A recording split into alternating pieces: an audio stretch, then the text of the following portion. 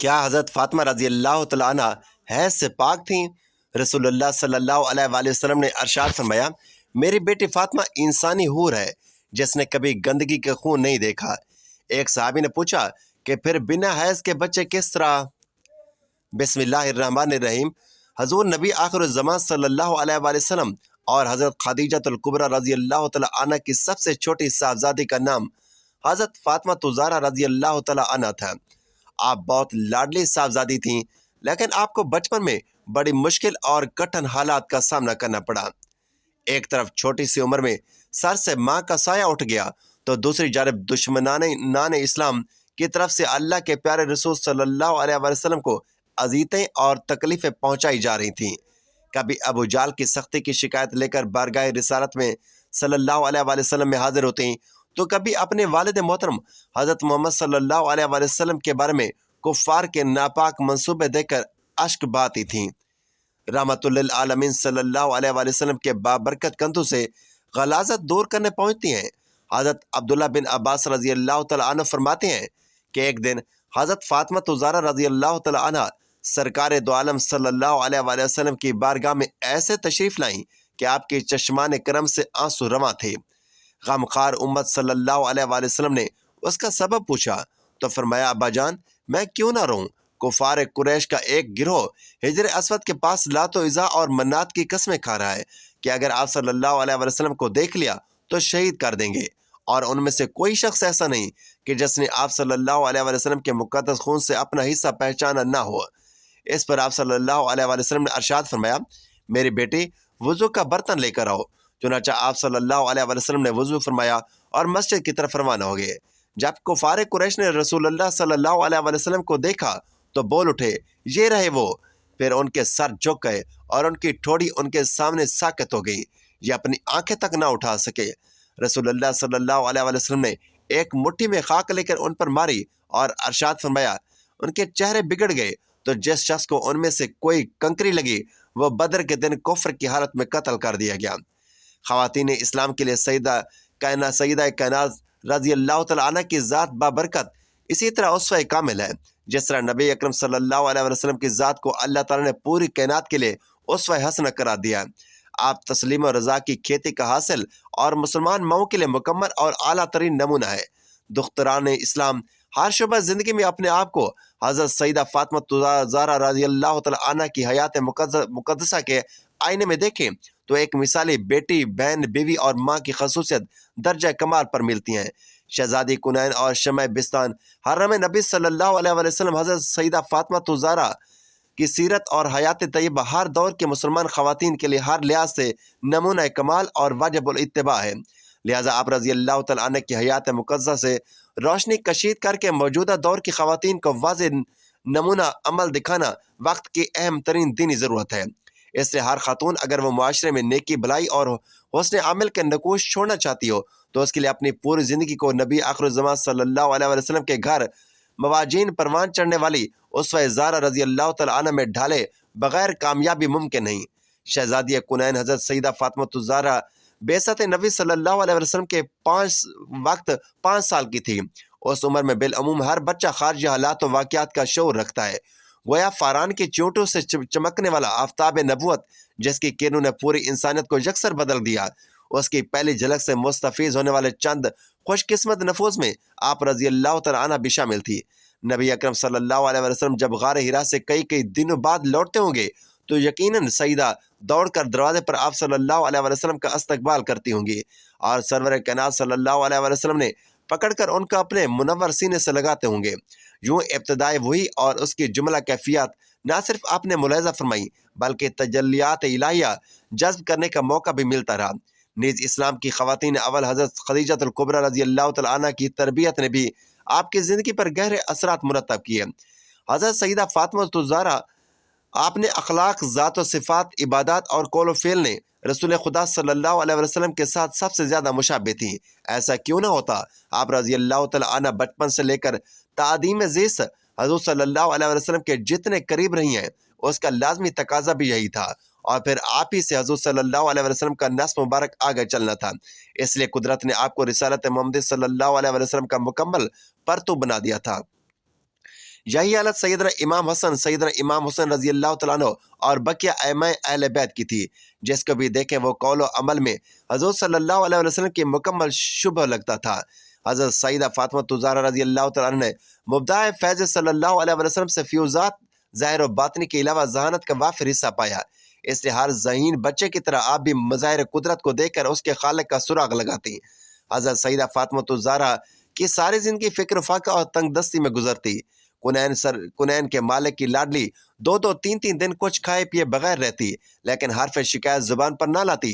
حضرت علی رضی اللہ تعالیٰ عنہ دین فرائض سے فرصت پا کر محنت مزدوری کرتے، جو ملتا وہ لا کر سیدہ کائنات رضی اللہ تعالیٰ عنہ کے ہاتھ میں رکھ دیتے، اور آپ رضی اللہ تعالیٰ عنہ اسے صبر و شکر کے ساتھ قبول فرما لیتی۔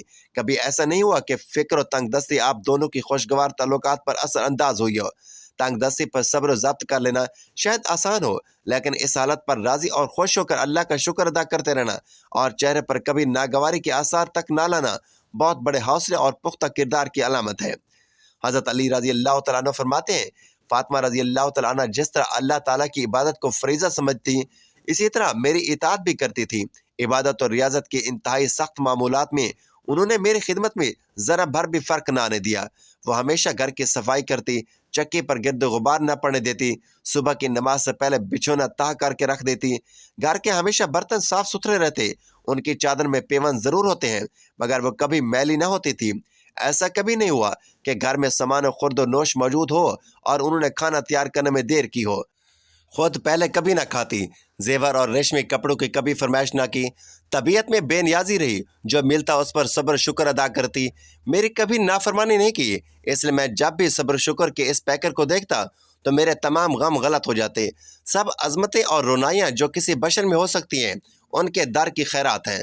رسول اکرم صلی اللہ علیہ وسلم کی عظیم بیٹی نے اگر بچوں کی تربیت کی خاطر خود تکلیف اٹھائیں اور ان کی بہترین تربیت کی، تو آج کے مسلمان عورتیں اس ذمہ داری سے کیوں کر راہ فرار تلاش کرتی ہیں؟ بچوں کی پرورش و نگہداشت، ان کی صفائی ستھرائی، لباس اور خوراک کا خیال رکھنا اور گھریلو امور کی پاسبانی عورت کی سب سے بڑی قربانی ہے۔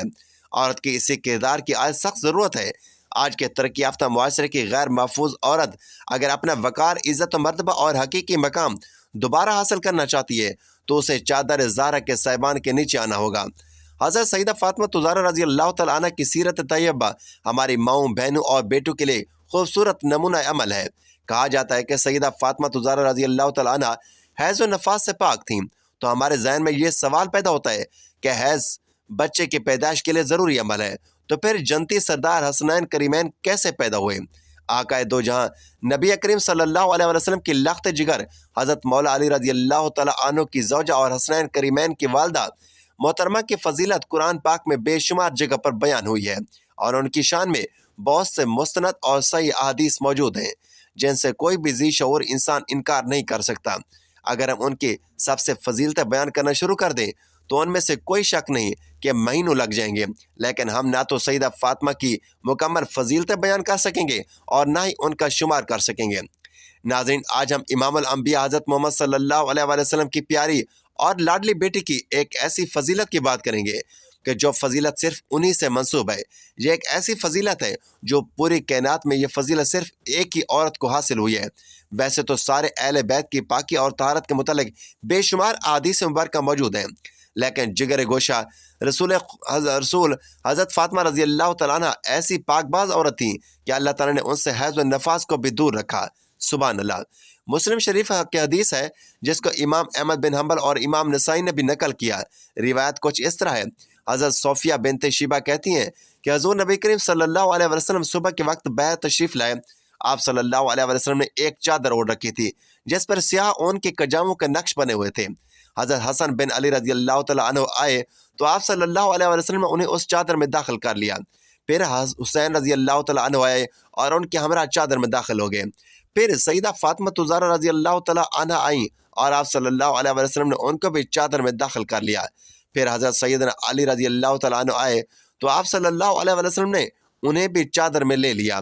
پھر آپ صلی اللہ علیہ وسلم نے قرآن پاک کی یہ آیت مبارکہ پڑھی، اے اہل بیت، اللہ تو یہی چاہتا ہے کہ تم سے آلودگی دور کر دے اور تم کو خوب پاک و صاف کر دے۔ آپ رضی اللہ تعالیٰ عنہ کا لقب فاطمہ اور بطول ہے۔ सईदा फातिमा ने बचपन बहुत ही मासूम और पकीज़ा गुजारा। हज़रत फातिमा ज़हरा रज़ी अल्लाह तआला अन्हा ने अपने बाबा हज़रत मोहम्मद सल्लल्लाहु अलैहि वसल्लम और अपनी माँ हज़रत खदीजा रज़ी अल्लाह तआला अन्हा की आगोश मोहब्बत में बेहतरीन तरबियत हासिल की। सईदा फातिमा रज़ी अल्लाह तआला अन्हा हर वक्त अल्लाह ताला की इबादत में मशगूल रहती थी। आप रज़ी अल्लाह तआला अन्हा दूसरी आम लड़कियों की तरह खेल कूद में वक्त ज़ाया नहीं करती थी। आपको लोग आबदा, ज़ैदा और ताहिरा के नाम से जानते थे। हदीस में मिलता है कि हज़रत फातिमा रज़ी अल्लाह तआला अन्हा के अखलाक व आदात और बातचीत करने का तरीका अपने बाबा हज़रत मोहम्मद सल्लल्लाहु अलैहि वसल्लम से बहुत ही मिलता जुलता था। आप रज़ी अल्लाह तआला अन्हा के अल्फाज बहुत ही नरम होते थे, हर सुनने वाले पर गहरे तासुरात छोड़ते थे। आपके बाबा जान हज़रत मोहम्मद मुस्तफ़ा सल्लल्लाहु अलैहि वसल्लम हज़रत फातिमा की पाकीज़ा महक सूंघते तो आप फरमाने लग जाते, फातिमा तो इंसानी हूर है और जन्नत की हूरों की सरदार है। आप रज़ी अल्लाह तआला अन्हा को बेशुमार लक़ब मिले हुए थे, उम्मत सदात, मखदूम कायनात, दुख्तर मुस्तफ़ा, बानो मुर्तज़ा, सरदार ख़वातीन, हज़रत सईदा तय्यबा फातिमा ज़हरा और बतूल, राज़िया, मर्ज़िया, आबदा, ज़ैदा, मुहस्सिया, खैरुन्निसा, खातून जन्नत। हज़रत नबी करीम सल्लल्लाहु अलैहि वसल्लम फरमाते थे कि फ़ातिमा मेरे जिस्म का हिस्सा है। हदीस पाक में है कि हज़रत फ़ातिमा रज़ी अल्लाह तआला अन्हा दोनों जानों की औरतों के सरदार हैं। आप सल्लल्लाहु अलैहि वसल्लम ने फरमाया कि जिसने मेरी लाडली बेटी फ़ातिमा को नाराज़ किया उसने मुझे नाराज़ किया, और जिसने मुझे नाराज़ किया उसने अल्लाह को नाराज़ किया। जिसने फ़ातिमा को राज़ी रखा उसने अपने नबी और खुदा को राज़ी रखा। इमाम नसाई हदीस रिवायत करते हैं कि हज़रत नबी करीम सल्लल्लाहु अलैहि वसल्लम ने फरमाया कि मेरी बेटी फ़ातिमा इंसानी हूर है, जिसे ना कोई गंदगी और रतूबत आती है और ना ही कोई मैल कुचैल। हज़रत अल्लामा जलालुद्दीन सयूती रहमतुल्लाह अलैह लिखते हैं कि जब भी हज़रत फ़ातिमा रज़ी अल्लाह तआला अन्हा के यहाँ बच्चा पैदा होता, वो एक घड़ी के बाद ही नफास से पाक हो जाती, यहाँ तक कि उनकी नमाज भी कज़ा ना होती। इसीलिए उनका नाम भी ज़हरा रखा गया। हज़रत सैयदना अल्लामा अलाउद्दीन अली मुत्तकी हिंदी खातून जन्नत की शान अज़मत में हदीस पाक नकल करते हैं कि हज़रत नबी करीम सल्लल्लाहु अलैहि वसल्लम ने अरशाद फरमाया, मेरी बेटी फ़ातिमा इंसानी शक्ल में हूरों की तरह हैज़ व नफास से पाक है। और हदीस में है, हज़रत अली रज़ी अल्लाह तआला अन्हु से रिवायत है कि मैंने अल्लाह के रसूल सल्लल्लाहु अलैहि वसल्लम से अर्ज़ किया, या रसूलुल्लाह सल्लल्लाहु अलैहि वसल्लम, आपने बतूल नाम क्यों रखा? तो आपने फरमाया, एक हज़रत मरियम बतूल थी और दूसरी फ़ातिमा बतूल है। बतूल वो है जिसने सुर्खी ना देखी हो।